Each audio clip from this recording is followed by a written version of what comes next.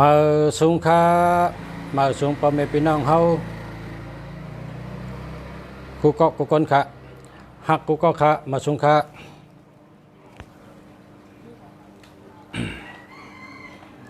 เมื่อคำว่าอ่านอ่ำเย้าไรเมื่อในมาตอบอันพ่อแม่พี่น้องถามมาคิดไว้มือว่าเพราะว่าอ่านให้หมอก30 เมตรในน้ำตาออกอ่ะเพราะอ่านให้30 เมตรในน้ำตาออกอ่ะเพราะเมื่อในก็ได้อ่าน30 เมตรก็พ่อแม่พี่น้องเคยถามด้วยหมายจากลาดจังดีหมายจากลาดจังรอดเพหมายจากลาดพระเจ้าเป็นจังหือจังมันแมนจำนาการเจ้าเก่าการงานเจ้าเก่าเหตุการณ์สังเหตุการณ์ก้าขายก็หลู่ภายลาดภายจ้าหมอลาดหมอจ้าหมอกับสืบเปิ้นเหตุการณ์ภายการแก้มก็หลู่มีเอ็นมีแห้งเหตุการณ์ภายตั้งดีก็หลู่มีโตปารมีอำนาจเหตุการณ์ภายคู่สอนภายอุบภายลาดภายห่อภายเปียวหลู่มี549เหตุการณ์ป้ายหมากมี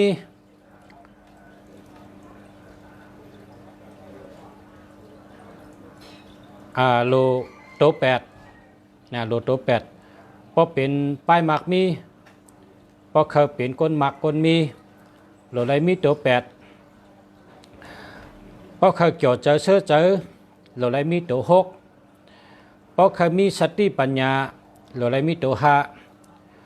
พอเคยแก่นแข็งแห้งเยอะโลไรมีโต3พอเคยตองซาตองกึมเปิ่นลาดปีไก่ปีได้มาก็มลืมโลมีโต2พอเคยก้นหูจักง่ายมีสายแรงโลมีโต1พอเคยหลอดเพโลมีโต9พอเคยใกล้โลมีโต7นะหนังกาลัดมาขอกรรมสระเมืองหลีอุบลัดพ่อแม่พี่น้องผู้ทำพี่น้องเขาฮาไรหูตีปองตัวนับแห้งทัดตัวนับเอาก่อเจอตื้อเฮาเกิดเป็นพรดีปุนตาพ่อแม่พี่น้องเขาเนาะหนังเฮอแลเตไรพรดีนั่นหรือไร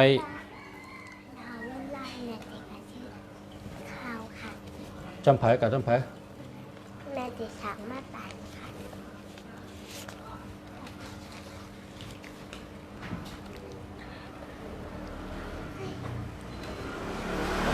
เพราะว่า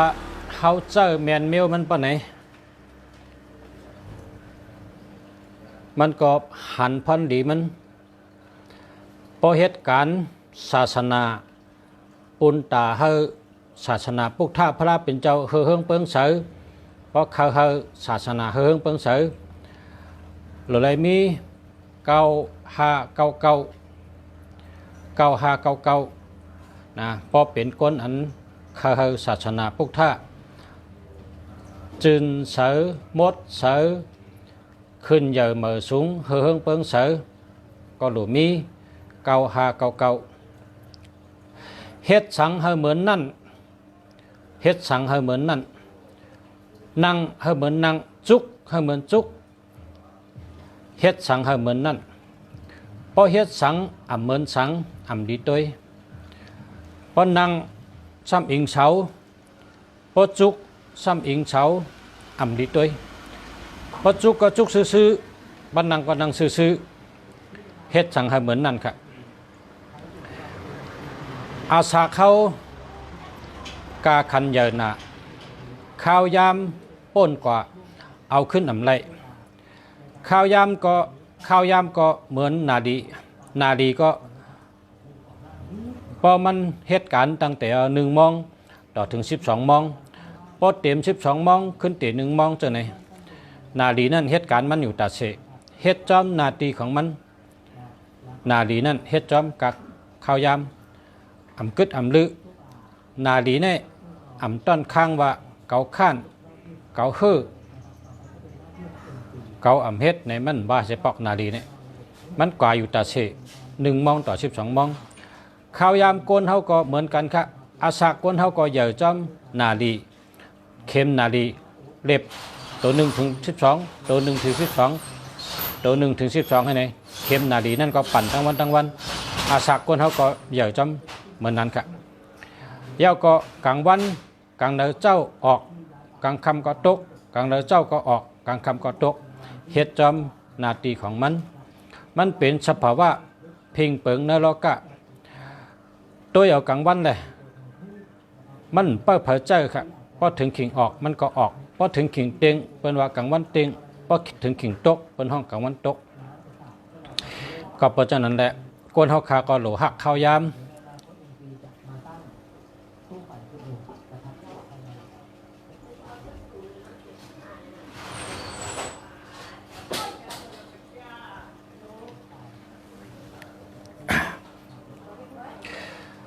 เฮาคา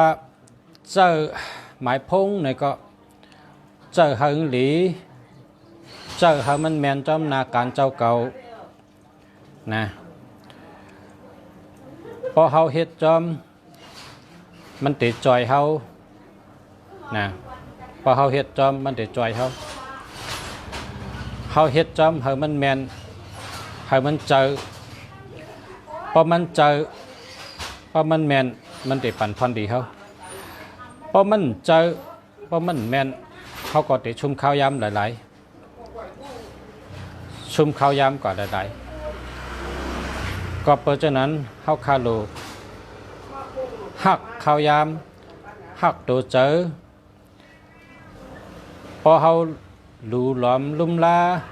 ตัวเจ้าเก่าเฮาไรพอเฮาปิดตัวพอแม่พี่น้องเฮาก็ดีเจอจอมเฮานะดีเจอจอมเฮาพอตัวเฮาอ่ำต้วยตัวเฮาขึ้นไรเปิ้นไรมาจอยอยู่เพราะในจึงเป็นก้นอ่ำเป็ดโตก็เพราะฉะนั้นเฮาหลูเป็ดโตการตัดเตเฮ็ดให้เฮาเป็ดโตนั่นเฮาหลูหักตัวเฮาหลูลงอาลังปันตัวเฮาการลงอาลัง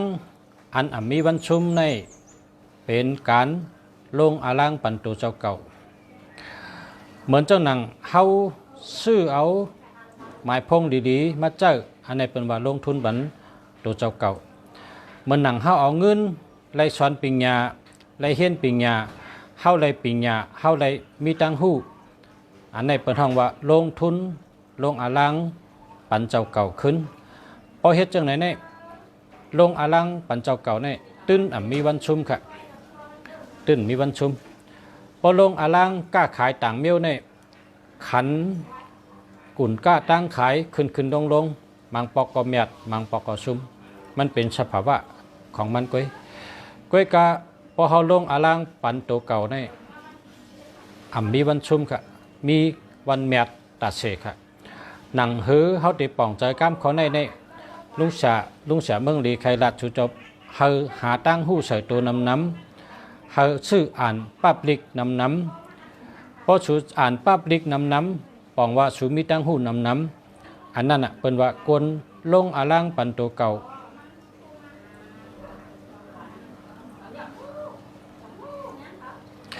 เพราะว่าหักตัวเก่าลุ่มลาตัวเก่าไล่เพราะไหนจึงตั้งหู้ก่อตัวตอนตั้งหมากมีก่อตัวตอนไปอยู่ดีก่อตัวตอนในกาม3 ข้อในพอเคยไปอยู่ดีเข้มเฮาหลูเลิกกินตั้งกินอันตีปันพอนดีและมีวิตามินเนื้อเลือดเท่านั้นกินไข่ไก่กินน้ำนะกินผักเขียวกินน้ำกินหมากไม้กินน้ำเมื่อนัง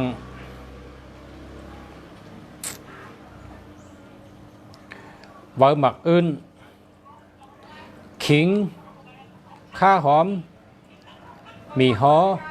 มีแรงมีขาวเจอในก้นหมังก็ในลืมกินนะพอลืมกินก็ขาดวิตามินค่ะอ๋อเนื้อวิตามินในอันมีนำเนื้อเปิ้นมีเนื้อเขาจะไหนค่ะ และเขาจะได้มีวิตามินนำน่ะก็เพราะฉะนั้นแหละ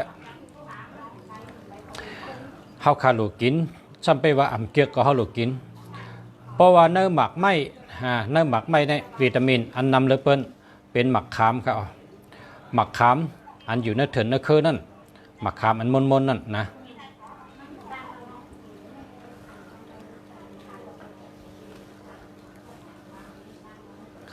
มันเข้ามาในกล่องเข้ามาอะไรแต่กะก็ว่า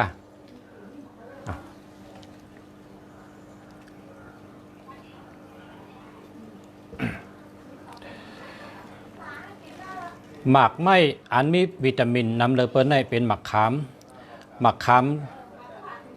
อันเฮาหันนึกถึงนึกคือนั่นหมักขามม่นตะล่อมนั่นกินกุวันขนาดเป็นอียาดีเพราะสู่เจ้ากินหมักขามนี่ย่อกะกินสะตื้นเป็นนะย่อกะกินสะอำเป็นเฉมียวคะเพราะเป็นหมักไม้ได้หมักขามมีวิตามินนำเลยเปิ้นและมีพรดีนำเลยเปิ้นกะอันนี้เปิ้นเอากะทัดสังในลูกอ่อนจ้องจั่นจอมที่อันเป็นไปอยู่ดีเปิ้นทัดสังออกมาว่าในกะหมักไม่ตั้งเสียงในหมักขามในพอกินไรพรดีนำเลยเปิ้นนะพอกินอะไรไรพรดีนำเลยเปิ้นมีพรดีนำเลยเปิ้นหมักขามเนี่ยเฮ็ดถือกินก็ได้นะป้องแห้งตากแห้งตำพองกินก็ได้เพราะอันดิบมันก็กินจะไหนอ่ะเมื่อกินในเตะผัดกินเอาผัดกะกะพอกำพอกินเจ้าก็กินน้ำในซบเจมไปครับหมักขามหมักมันมนนะใบมันเซ่ต้นสีเขียวเปลือกหมักขามต้นหมักขามนั่นเปิ้นขูดเทียก็มกกินหอมแจ๊ะนะเปลือกหมักขามเปลือกต้นน่ะเปิ้นก็กินแล้วก็หมักก็กินครับเป็นยาดีหมักขามเพราะเป็นหมักขามดีเลยเปิ้นเพราะเป็นน้ำพึ่งดีเลยเปิ้นมีพรดีเลยเปิ้นน้ำพึ่งในพอตื่นมากิน1 เจาะ1 วันกิน1 เจาะ1 วันกิน1 เจาะพอตื่นเอากินกำเดียวอย่าไปล้างหน้าอย่าไปล้างหน้าเฮาตื่นมาก็กินน้ำพึ่ง1 เจาะกูเหนออันนี้ดีเต๊ะๆครับแล้วก็เพราะเป็นเพราะเป็นในสมานอยนะสมานอยได้ดีเลยเปิ้นเอาสมานอยอันหนุ่มมันซอยเซ่เฮ็ดเป็นแก๊บใส่ในเตาเจน้ำพึ่งไว้กิน1 วัน2 แคป3 แคปกินกูวันเป็นอียาอายุวัฒนะแน่หนังกาคุกจะเลยเฉลัดให้ชูเจ้าเก็บเอาเป็นพันดีนะ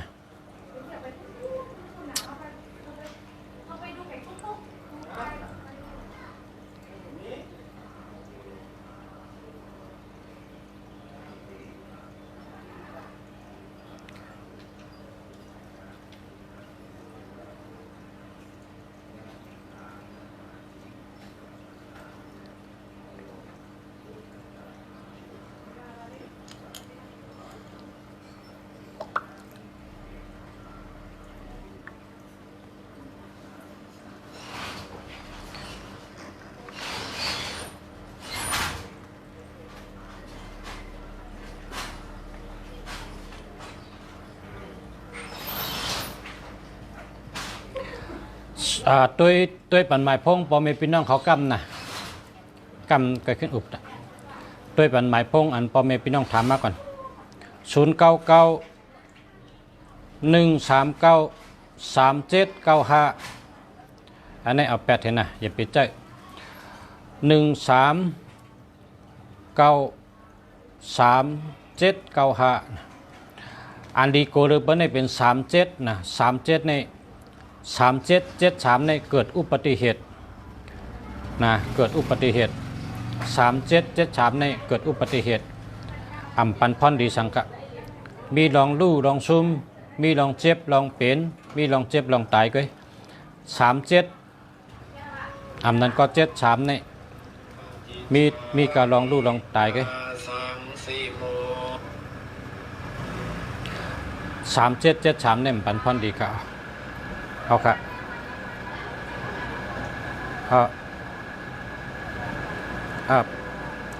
กับกำนะ082484632223อันนี้ดีครับนะดีครับ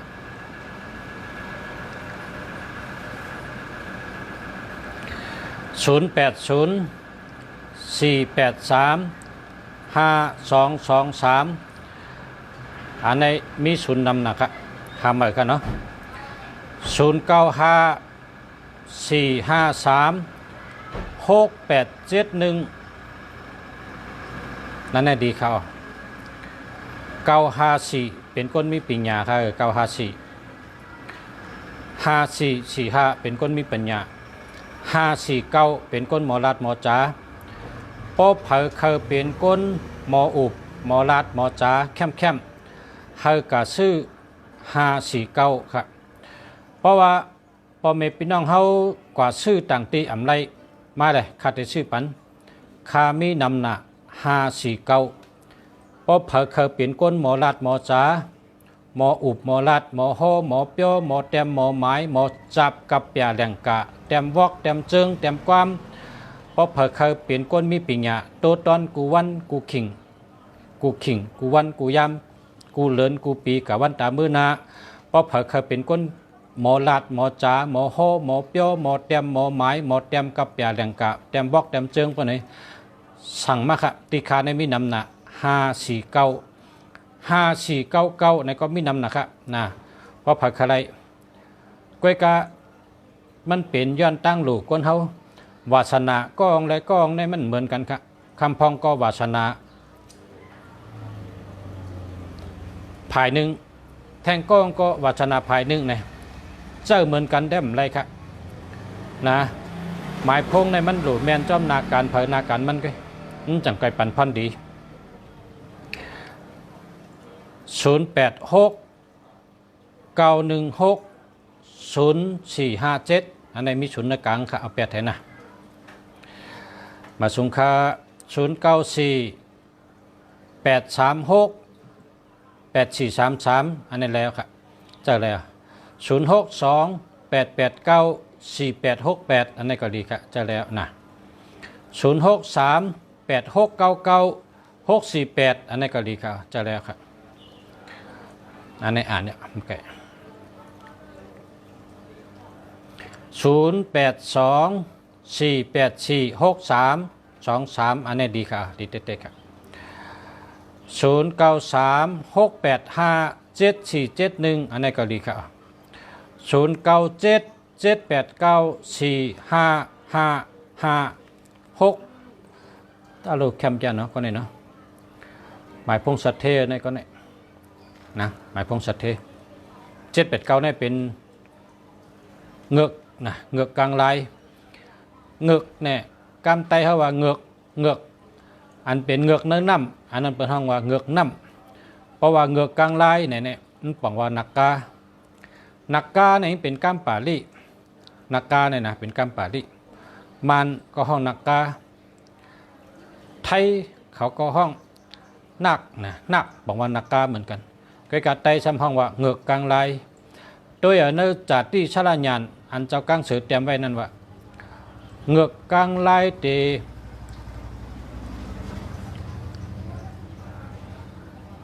อันปืนสืบเผือกเงือกกลางลายเตะเฮืองเงือกกลางลายเตะเฮือง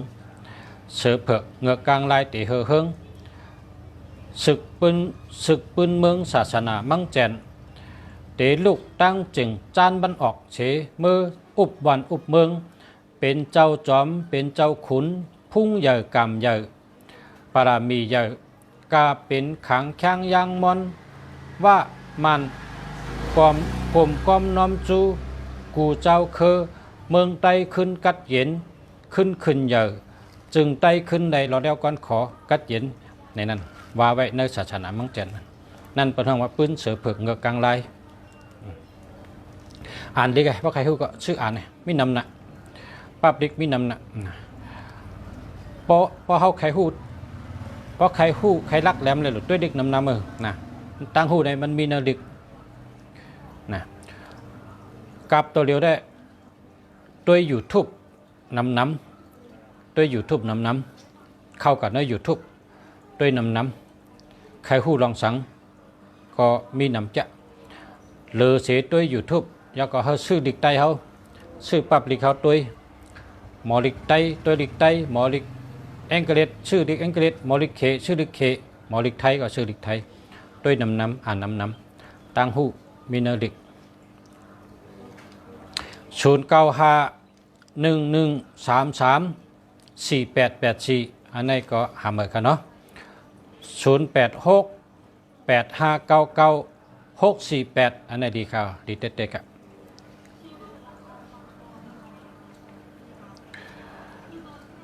0994526953อันนี้ดีค่ะ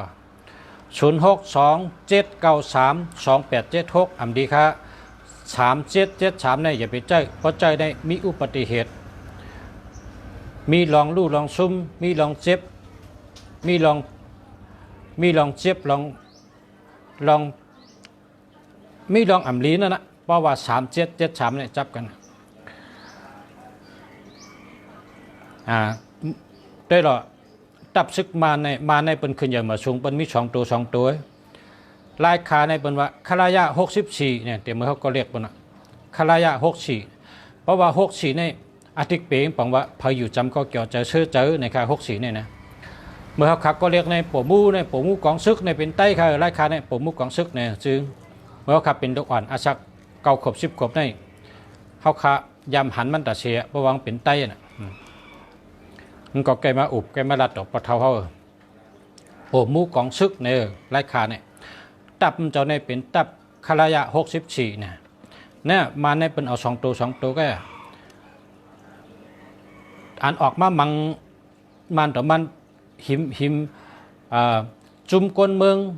หรือเจ้าอาณาลงเมื่อเร็วในก็ออกมาในก็มี2 ตัวก็77993355ในใครออกมาเมื่อไกลในขาก็ด้วยเข่าเมื่อเร็วในเขาเจอตับอันมีน้ำปัด77995533ออกมาเขาออกมา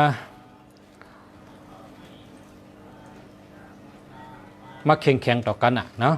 เนี่ยเป็นมี2 ตัวเนี่ยเป็นมีอติกเป๋งเขาในเฮ็ดสังก็เจอสติพองเจอปิงยานะอย่าไปเอาอัตตะตัวเก่าเป็นเยอะนะหรือเอาโลกะเป็นเยอะธรรมะเป็นเยอะหรือจอมพิงทุ่งจอมพิงทุ่งเหรอเอาอันดีเหรออาศักคนเขาเอาเฮ็ดตั้งเรียนเฮ็ดช้างเอาเฮ็ดตั้งเรียนช่วยสังอาศักคนไว้กาขันก้นเหรอเอาดีลิงใช่เหรอป้อมดีอย่าไปใช้นะเมื่อกูปอกได้รัดดีๆเมื่อได้รัดปัดอารมณ์อินกันอันดีก็แลกแปดก้านะอันดีก็แลกเหรอมันอยู่ดีโกนแกดูกฎหมายโกนเต็มนะอันเตเฮ็ดจอมทำเป็นโกนกันก็รู้มันดีก็แลกเหรอกันนะมันดีก็แลกเหรอกันต้องแค่นว่าดีก็ย่ำเลยเตรียมมันเกอะไรเนี่ยมันเจอเกอะไรกูเมียวอย่าไปตื้อหรอกเจออันดีหรอกแต่เลยดีกว่าวันตามือน่ะแต่เลยขึ้นอย่าเฮืองเหอพวกออกเอา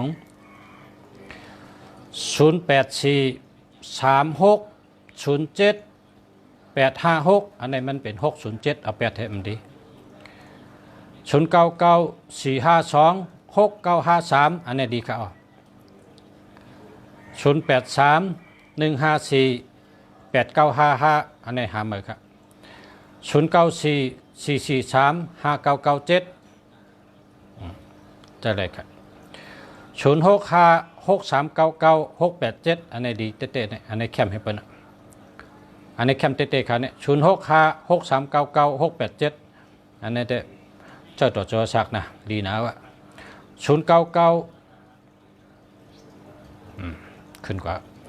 0944634399 099462 464 3599อันนี้ก็เจอแล้วครับ086878อันนี้แคมจะ789325อันนี้จะตัวสักนะดีจะอย่าไปเรียกอย่าไปเรียกเจ้าตัวสัก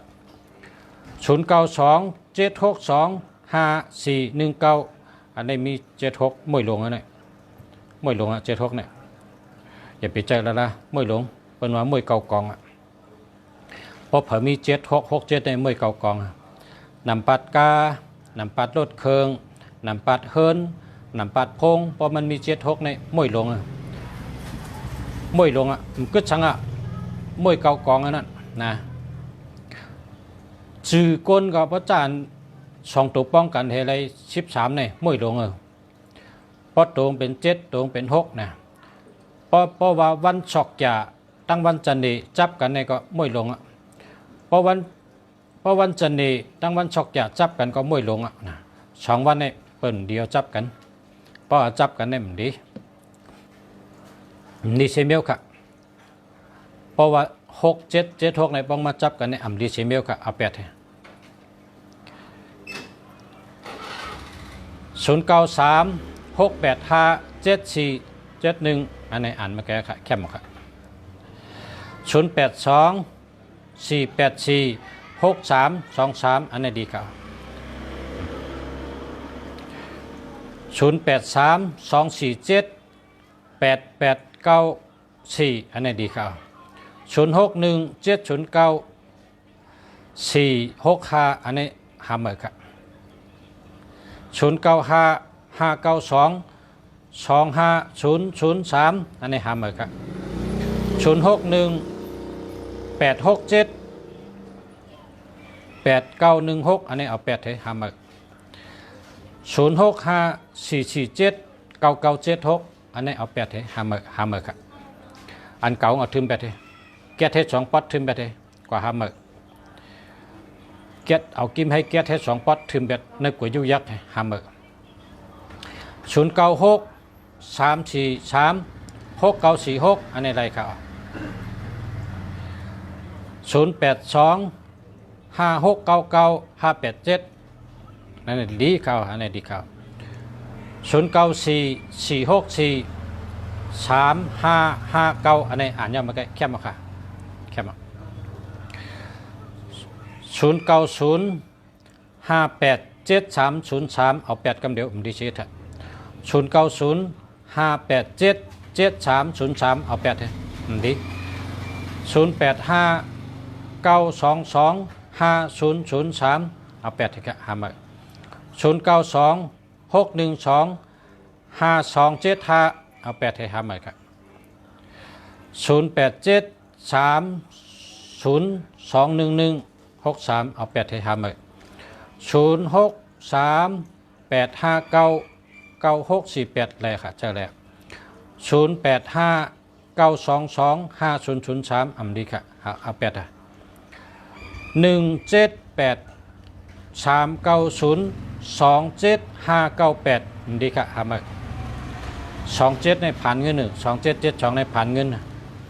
0948198335อันนี้มี81เอา8ให้หามา0992411247อันนี้มี12เอา8ให้หามา0869111235เอา8ให้หามา8ทั้ง3อันครับ0638963342อันนี้ดีค่ะเจ้าแรกครับ094289644423อันนี้ดีค่ะดีเต้ๆค่ะเข้มจะ0855922503อันนี้ถาม3กันดีเอา8ให้ละเอา8ให้อย่าไปแจ้ดี0854946863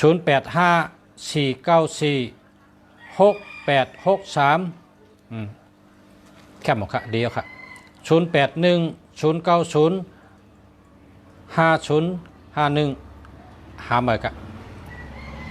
099284 148หาใหม่ครับมันมีศูนย์ในกลาง099297 4252ดีค่ะดีเต้ๆค่ะได้แล้ว086316781117เอา8เถอะหามา0824328592ไรค่ะจะแล้วเหลีย0881962297เอา8เถอะหามากันเนาะ0815789897นะมันมี81มันดีใจด้วยละแทงเช้าปีก็มักมีเลยแทง10 ปีเช้าปีก็ขึ้นเหมือนเก่าครับเอา8เถอะละอย่าไปเจอนะ81เนี่ยอย่าไปเจอ8118อย่าไปเจอแล้วละหาใหม่ครับ0894321993หาใหม่ครับ0992624171เลยครับเจอแล้ว71ในเป็นก้นเหตุการณ์แก่นะ71ในเหตุการณ์แก่นะการงานอ่ำยำเฮ็ดก็เป็นค่ะ71ในเหตุการณ์แก่นะ0626048675ดีหาใหม่ครับ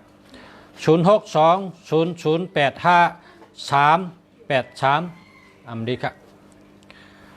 ดีหาใหม่ครับ0978014347หาใหม่ครับ0629823467หาใหม่ครับเนาะหาใหม่ครับ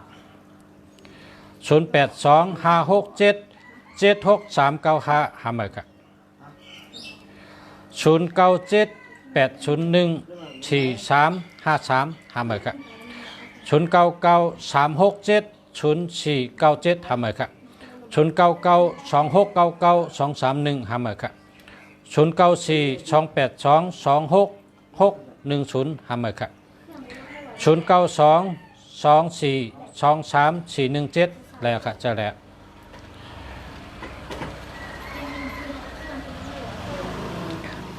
ได้อยู่คนละทีมเลย ตาโกนเนาะครับน้ำตาออกก็ครับต้องก้อยอ่านทั้งเนาะพอมีพี่น้องเขาถามอะไรอยู่นะคาเตขึ้นอ่านตอบกะมือขาเขาตันนะพอขาเขาตันคาเตขึ้นอ่านปันพอมีพี่น้องเขาอ่านชูเจ้าถามมาคาเตอ่านตอบปันข้อความเจอเลยอ่ำลีเจอเลยลีคาเตอ่านอยู่ก้อยกะเมื่อเดี๋ยวนี้น้ำตาออกก็ครับย้อนลือกันได้ก่อนเพราะว่าพอมีพี่น้องเขาไล่ถ่อมตีเขาสระเมืองลีลาดเปิ้นในจึงเฮาชูเจ้าตั้งสติตั้งสมาธิลีนั่งวนด้วยนั่งเจนจ้าด้วยลีเฮียก็แหลกอันตีอ่ำดีมันนั่นแหลกไปเถอะเจ้าอันดีมันปุนตาโตชูเจ้าเตเป็นก้นอยู่ลีกินหวานอายุยืนยาวอยู่ลีกินหวานกัดเย็นช้ำสะกาตั้งเลยก็หลอดเพป้อหมายพงหลีหาเงินง่ายหมายจากลาดหลีหาเงินง่ายเฮาเมียนจอมนาการเจ้าเก่าเฮาถูกจอมนาการเจ้าเก่าเจ้าเจิ้งหือเมียนจอมนาการเจ้าเก่าอันว่านั้นเพราะชูเจ้าเคยฮู้ถามมาน่ะสืบพงมาสืบสายมาสืบพงมาพอเฮาคาลาดต่อกันชูก็ได้ป่องเจอให้ไล่อันดีมันเพราะชูเจ้าอำลัดต่อข้าก็ไม่ไล่ลัดต่อชูเจ้าลองตัดได้ป่องเจอเนื้อกันมันก็มีดอกชูเจ้าก็ยอมต่อซายอมหมานหน้ายอมอัตตาตัวเก่าชูเจ้าเสียแล้วโทรศัพท์มาถามข้าได้ข้าเฮาเตลัดบันชูเจ้าว่าเมียวในเดียเมียวในเดียเมียวในเดียเมียวในปันพันเดียเมียวในมีอจูเมียวในฮักกันเมียวในกัดเยนเมียวในรถเพกเขียนเมียวในมีปัญญาเนี่ยเมียวในตั้งฮักเดียในคาเตลัดบันชูเจ้าอย่าเปมาหน้าอย่าอัตตาตัวเก่านั่นยอมเห็นเลยเพราะชูเจ้ายอมอัตตาตัวเก่าสูลงเทลัดต่อข้าดอกข้าเขาติลัดปันชูเจ้าว่าเมียวในลีเมียวในเมียนนาการชูเจ้าเนี่ยเพราะชูเจ้าลัดต่อข้าทั้งชูเจ้าป้อมไล่ลัดต่อกันมันคือกะได้ป่องใจละสืบสายมัจจุคาหรอก โกนเฮาขาในหนึ่งก็หู้หนึ่งอันหนึ่งก็หันหนึ่งเมียวเมียวอันคาหู้ชูเจ้าหู้เมียวอันชูเจ้าหู้คากำหู้เมียวคาหมอชูเจ้ากำหมอเมียวชูเจ้าหมอคากำหมอตั้งหมอในมันเหมือนกันก็โคหนึ่งลูกปิญญาหนึ่งเมียวกามมาในเปิ้นว่ากองตะลงปิญญาตะคู่แต่ได้หาเรื่องชีวิตจิตใจหาเรื่องใช้ใจเผยมันมีปิญญามีหังเผยหังมันลายเผยลายมันเฮาคะจะได้จอยกันว่าเฮากูก็เลยขึ้นใหญ่เหมือสูงเฮากูก็เลยเป็นคนมักคนมีเฮากูก็เลยอยู่ดีกินหวานเฮากูก็กัดเย็นช้ำฉะกัดเย็นเชื่อฉะเฮากูก็กว่าตั้งแต่เฮาลัดเพเนี่ยข้าวติดลัดในชูเจ้าก็ชื่อที่ใดก็ได้อยู่ที่ใดชื่อที่นั้นอยู่เมืองใดชื่อเมืองนั้นก็เลยอยู่อำนั้นชื่อที่ข้าก็ขายข้าวก็ขายไม้พงข้าขายไม้พงขายไม้จักรลัดอันข้าขายก็ขายอยู่ชูเจ้าใครชื่อที่ข้าก็ชื่อป้อมใครชื่อที่ข้ากว่าชื่อที่เผอข้าก็บาชังเนื้อเจอข้าเจตนาข้าวาชนาข้าตั้งยังอันข้าย้อนชูเฮอกนเจอพงกูก็อยู่ดีกินหวานอายุยืนยาวมีการงานดีมีตั้งเกี่ยวจะชื่อเจอเฮาเลยเจอหมายพงแมนจอมนาการชูเจ้าการนั่นหนึ่งก้อยขามือสุงขาพอมีพี่น้องเขานะกูก็กูกนเฮาไว้เจอเมตตาปรามีเมตตากรุณามุทิตาเมตตาอันว่านั้นหมอหักกันกรุณาอันว่านั้นหมอเอลูกันมุทิตาอันว่านั้นหมอโหมจมกันอุเบกขาอันว่านั้นปล่อยวางควางหลอดปันกันอย่าไปจังกันอย่าไปเช่กันอย่าไปเนกันอย่าไปลากันอย่าไปท่ากันเฮาอ่อนกันหาตั้งหู้กูวันเฮาหาตั้งหู้เมียวเลยไปหู้คัดใจเฮิงหู้เมียวเลยไปแรงคัดใจเฮิงแรงเฮ็ดใจไหนจังปากันวานเฮานาเฮาวานเฮาเมืองเฮาเฮาคนเฮินเฮากูก็กูคนตัวเฮาเจอเฮาแต่มีตังปิญญาตัวตอนแหละมีตังป่องจังแรงเจอมีตังหู้นำขึ้นมากูวันพอเฮามีตังหู้นำกูวันเฮาเลยปิญญากูวันปอไหนจึงพอแทง20ปีตั้งนาแทง50ปีตั้งนาวันนาเฮาก็ได้เป็นคนมีตังหู้ทั้งวันทั้งนาหนังฮือได้เป็นจังนั้นก็อยู่ที่เฮาคัดเจอหางเผยหางมันอันเลยมีพรดีก็เฮ็ดอันเลยมีพรดีก็อย่าไปเฮ็ดเจนจายาววนไก่แทง20ปีได้เป็นหือแทง50ปีได้เป็นหืออันเปิ้นเฮ็ดไว้เมื่อไหนเปิ้นเกิดลุกเมื่อไหนนั่นเปิ้นเลี้ยงลุกเมื่อไหนนั่นแทง20ปีเปิ้นจะได้ใจกินแห้งอันเปิ้นเกิดลูกเมื่อไหนอันเปิ้นมีลูกเมื่อไหนนั่นแทง30ปีนั่นลูกเปิ้นแต่เป็นคนเป็ดตัวยาวแต่เป็นคนหมักคนมีไรแต่เป็นคนมีตังหูไรเนาะเฮ็ดไว้เมื่อไหนคุณตาวันเมื่อนาของใจข้าน้อมาชุงค้ายันชัวกูก็ขึ้นใหญ่มาชุงอยู่ดีมีเงินหางดีคือปืนกูก็กูก้นค้ามาชุงค้า